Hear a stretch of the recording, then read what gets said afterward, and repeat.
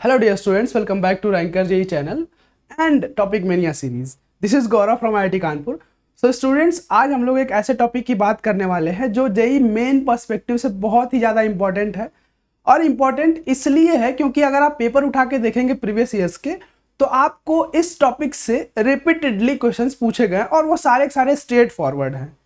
तो एरोमेटिसिटी की आज हम लोग बात करेंगे. आपको पता है एरोमेटिसिटी बहुत ही छोटा सा टॉपिक है.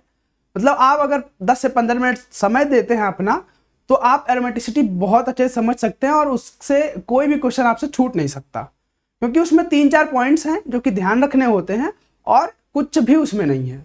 ठीक है, एरोमेटिसिटी से क्वेश्चंस बहुत तरीके से आते हैं. कई बार एसिडिक स्ट्रेंथ या फिर बेसिक स्ट्रेंथ से रिलेटेड भी, और उनका कहीं ना कहीं डायरेक्टली एरोमेटिसिटी से ही लेना देना होता है. ठीक है, तो हम लोग देखेंगे आज कि 2022 में जो पहला अटेम्प्ट था जेईई मेन का, उसमें क्वेश्चंस कैसे आए हैं एरोमेटिसिटी के, और 2021 में कैसे आए हैं. आने को तो 2020 वाले हैं, लेकिन मैं मोस्ट रीसेंट क्वेश्चंस डिस्कस करूंगा. ठीक है, उससे पहले हम लोग थोड़ा सा एरोमेटिसिटी का कॉन्सेप्ट समझेंगे कि एरोमेटिसिटी होता क्या है और कैसे, मतलब इतना इंपॉर्टेंट है ये. ठीक बात है. तो सबसे पहले जब एरोमेटिसिटी का नाम आता है ना, सबसे पहले तो लोगों का एक बहुत ही फेमस सा नाम है, उनके जुबान पे यही नाम आता है कि हकल रूल. ठीक है, या फिर हकल नंबर. तो आप अगर कोई भी अननोन सिस्टम है उसको सबसे पहले अगर आप हकल नंबर के बेसिस पे ही डिसाइड करेंगे कि ये एरोमेटिक है या नहीं है, तो बहुत ज़्यादा चांसेस है कि आप गलत कर दें उसमें, क्योंकि सिर्फ और सिर्फ हकल नंबर ही नहीं होता एक फैक्टर जिससे आप एरोमेटिसिटी डिसाइड करते हैं. एरोमेटिसिटी डिसाइड करने के लिए हकल नंबर नो डाउट एक इंपॉर्टेंट फैक्ट है, एक पॉइंट है, लेकिन उससे पहले और भी इंपॉर्टेंट पॉइंट्स हैं जिनको ध्यान में रखना बहुत ज़्यादा जरूरी है. ठीक है, जो पॉइंट्स क्या हैं कि पहला तो जो भी सिस्टम आपके पास है जिसमें आप क्लेम कर रहे हैं कि ये एरोमेटिक है या फिर एरोमेटिक नहीं है, तो वो सबसे पहले साइक्लिक होना चाहिए. सबसे फर्स्ट एंड फॉरमोस्ट इंपॉर्टेंट चीज है कि आपको सबसे पहले वो सिस्टम साइक्लिक डिक्लेयर करना पड़ेगा. अदरवाइज वहीं से छोड़ दो कि भाई एरोमेटिसिटी से तुमसे कोई लेना देना नहीं अगर तुम साइक्लिक नहीं हो तो. दूसरा पॉइंट ये है कि that system should be fully conjugated. ठीक है, वो फुल्ली कॉन्जुगेटेड होना चाहिए. कॉन्जुगेटेड का मतलब क्या है कि जो उस सिस्टम के एटम्स होंगे जहां आप एरोमेटिक बिहेवियर आइडेंटिफाई कर रहे होंगे, उस सिस्टम के पार्ट का सारा एटम डीलोकलाइजेशन में होना चाहिए या फिर रेजोनेंस में होना चाहिए. ठीक है, या तो वो लोन पेयर हो या फिर पाई इलेक्ट्रॉन्स हो, वो सारे रेजोनेंस में होना चाहिए, कॉन्जुगेशन में होना चाहिए. ठीक है, अगर आपको जीओसी पढ़े हैं तो रेजोनेंस और कॉन्जुगेशन का जो है मतलब है, जो फिजिकल सिग्निफिकेंस है, वो आपको समझ में आ रहा होगा. तो सारे के सारे एटम्स कॉन्जुगेटेड होने चाहिए, फिर कॉन्जुगेशन में इन्वॉल्व होने चाहिए. तीसरा पॉइंट आता है कि that system should be planar. ठीक है, तीसरा पॉइंट आता है कि that system should be planar. आप सीरियल वाइज ही चले, ज्यादा अच्छा रहेगा आपके लिए. पहली चीज साइक्लिक होना चाहिए, दूसरी चीज कॉन्जुगेशन होना चाहिए पूरे सिस्टम में, तीसरी चीज पूरे सिस्टम कहने का मतलब कि पूरा एटम्स कॉन्जुगेशन में इन्वॉल्व होना चाहिए, तीसरी चीज कि आपका सिस्टम प्लेनर होना चाहिए. अगर यहां तक बातें एग्री करता है आपका सिस्टम, तब आप मूव करेंगे हकल नंबर के ऊपर, हकल्स रूल. ठीक है, तब आप चौथे पॉइंट पे मूव करेंगे जो कि हकल नंबर बहुत ही फेमस रूल है. ठीक है, और अगर आप पहले ही जंप कर जाएंगे हकल रूल पे तो बहुत ज्यादा चांसेस है कि आप गलत कर देंगे. हकल रूल क्या कहता है कि अगर आपके सिस्टम में 4n+2 पाई इलेक्ट्रॉन्स हैं, अगर आपके सिस्टम में 4n+2 पाई इलेक्ट्रॉन्स हैं तो आपका सिस्टम एरोमेटिक है, एरोमेटिक है. और अगर 4n पाई इलेक्ट्रॉन्स हैं तो आपका सिस्टम एंटाई एरोमेटिक है, एंटाई एरोमेटिक है. और ये दोनों बातें, इन तीनों बातों के करने के बाद ही हम लोग करेंगे. ठीक है, ये तीनों बातें कर लेंगे, यहां तक चीजें सेटिस्फाई होंगी, एग्री होंगी, आपका सिस्टम उस लायक होगा कि ये तीनों बातें मान रहा है. उसके बाद आप चौथा उसको पॉइंट ऑफर करेंगे कि क्या तुम्हारे पास 4n+2 पाई इलेक्ट्रॉन है या फिर 4n पाई इलेक्ट्रॉन्स है. ठीक बात है. अगर ऐसा आप नहीं करेंगे तो दिक्कत बढ़ जाएगी आपको. वो चीजें हम अभी डिस्कस करेंगे. कैसे दिक्कत बढ़ जाएगी कि अगर आपका सिस्टम, लेट्स से कि अगर आपका सिस्टम यहां से साइक्लिक है मान लिए, ठीक है, कॉन्जुगेटेड भी है, मान लिए, लेकिन वो प्लेनर नहीं है। कॉन्जुगेटेड है का मतलब एक चीज तो यह है कि आप मान लेते हैं कि लेट्स से आपके पास ये मॉलिक्यूल दिया हुआ है, ठीक है, ये मॉलिक्यूल दिया हुआ है यहां से इस तरह से, कोई पूछे आपसे कि क्या ये एरोमेटिक है, नॉन एरोमेटिक है, एंटी एरोमेटिक है, कैसे है, ठीक है। तो मैं आपको बता दूं कि यहाँ पे अब अगर आप गिनेंगे तो 4n पाई इलेक्ट्रॉन्स हैं, यहाँ 2 पाई बॉन्ड है तो 2 दूना 4 पाई इलेक्ट्रॉन्स हो जाएंगे। तो जैसे ही आप देखेंगे बोलेंगे कि भाई ये एंटी एरोमेटिक है, ठीक है, 4n पाई इलेक्ट्रॉन्स है ना, ठीक है, 4 पाई इलेक्ट्रॉन्स है, तो आप बोलेंगे एंटी एरोमेटिक, लेकिन ये एंटी एरोमेटिक नहीं है। क्यों नहीं है? क्योंकि आप यहाँ ये दोनों एटम्स जो हैं प्लेनर नहीं है, ठीक है, प्लेनर नहीं है, तो आपका सिस्टम यहीं पे फेल कर गया ना, यहीं पे फेल कर गया, तो आप हकल रूल उसको ऑफर ही नहीं करेंगे, ठीक है।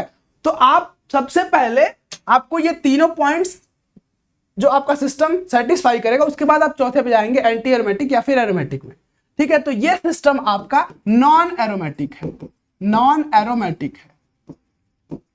मतलब आप समझ रहे हैं कि जब एरोमेटिक है या फिर एंटी एरोमेटिक है, उनमें सिर्फ और सिर्फ डिफरेंस इतना होता है कि इसमें 4n + 2 पाई और इसमें 4n पाई इलेक्ट्रॉन्स होता है, बाकी ये सारे जो क्राइटेरिया हैं ये फुलफिल करते हैं वो, ठीक है। तो अगर ऐसी बात है तो ये जो नॉन एरोमेटिक वाला क्राइटेरिया एक अलग से कैटेगरी आया, वो ये आया कि आपका सिस्टम अगर कोई भी अगर वो प्लेनर नहीं है, ठीक है, अगर वो प्लेनर नहीं है तो सबसे पहले आपका मतलब कोई भी सिस्टम अगर आपको अननोन दिया हुआ है तो सबसे पहले आप डिक्लेयर करेंगे कि वो नॉन एरोमेटिक है या फिर नॉन एरोमेटिक नहीं है, ऑन द बेसिस ऑफ कि वो प्लेनर है कि नहीं।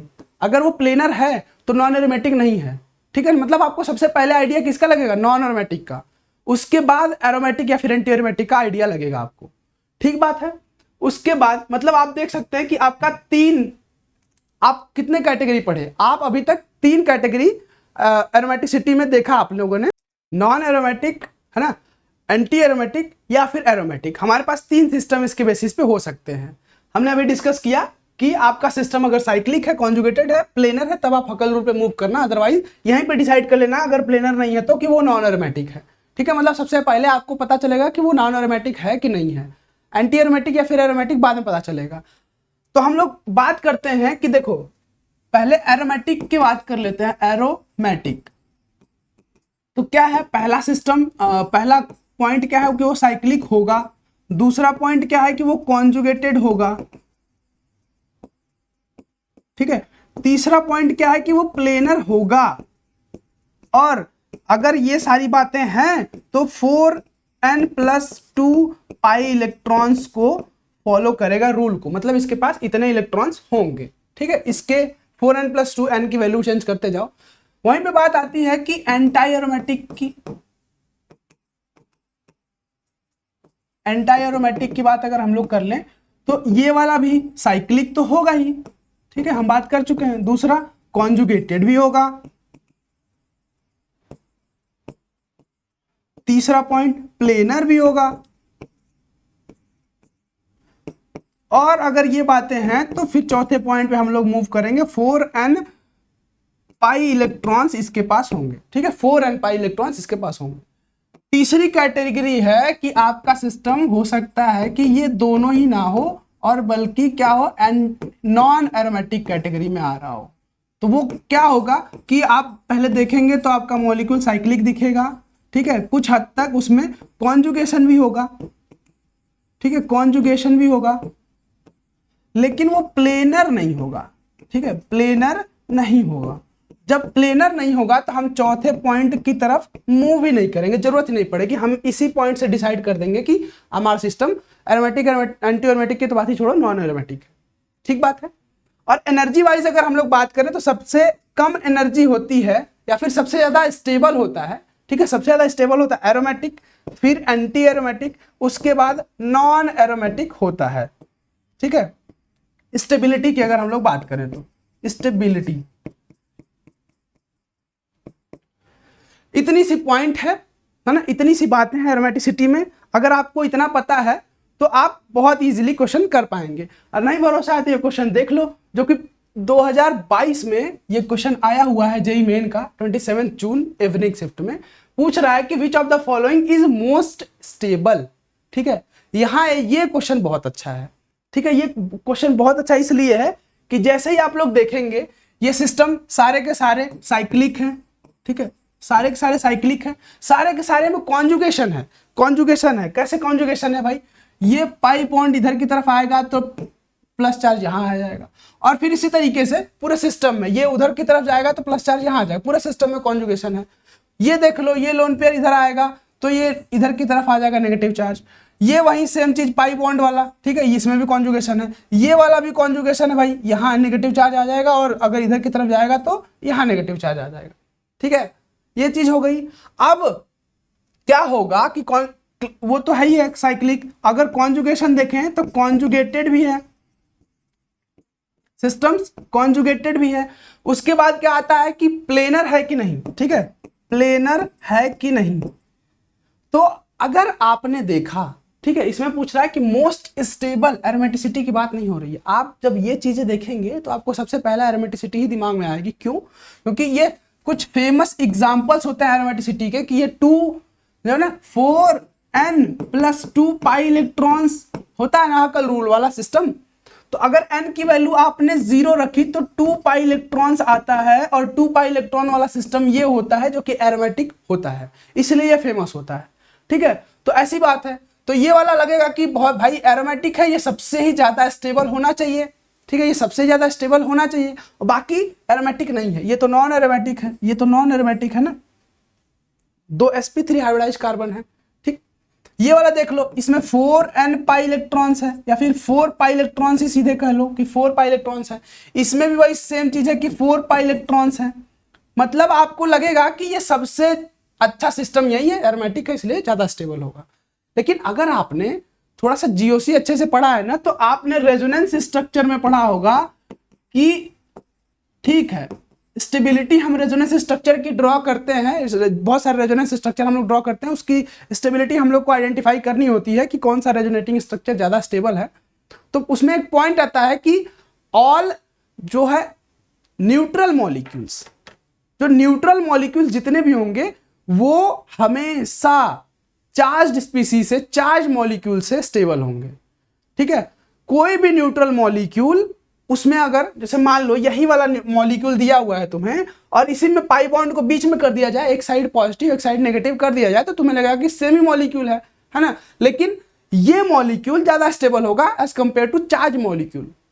तो वही कॉन्सेप्ट यहां भी लगेगा, ये सारे के सारे चार्ज हैं, ए बी सी चार्ज हैं, लेकिन ये वाला न्यूट्रल है, ठीक है। तो neutral molecules are always stable than charged molecules, ठीक बात है। तो इसमें आपका आंसर डी होगा, ना कि ये होगा। यहां भी एरोमेटिसिटी का कॉन्सेप्ट लगा था, और जिन लोगों ने एरोमेटिसिटी का कॉन्सेप्ट लगाया होगा तो उम्मीद करते हैं कि उन्होंने गलत किया होगा, क्योंकि उन्होंने एरोमेटिक को ही सिलेक्ट किया होगा। उसी तरीके से अगला क्वेश्चन देख लो। अगला क्वेश्चन आपके सामने ये है कि हाँ दे रहा, which of the following structure are aromatic in nature, ठीक है। आपको कई सारे 4 ऑप्शंस दे दिए गए, उसमें से पूछ रहा कितने एरोमेटिक हैं। तो आप देख लो, इसमें ये साइक्लिक तो सारे ही हैं, पहला रूल ठीक। दूसरा रूल क्या करता है कि कॉन्जुगेटेड है, सब के सब कॉन्जुगेटेड है, सब कॉन्जुगेटेड है। यहाँ एक कॉन्जुगेशन नहीं है, यहाँ एक कॉन्जुगेशन लैग कर रहा है, ठीक है, तो इसको निकाल दो बाहर। के बाद बाकी सब में कॉन्जुगेशन है। sp2 हाइब्रिडाइज कार्बन है, फिर से ये बाहर, वो बाकी सब sp2 हाइब्रिडाइज कार्बन है, क्योंकि ये वाला नेगेटिव चार्ज कॉन्जुगेशन में है, तो ये वाला भी कार्बन sp2 हाइब्रिडाइज होगा। उसी तरीके से यहाँ भी।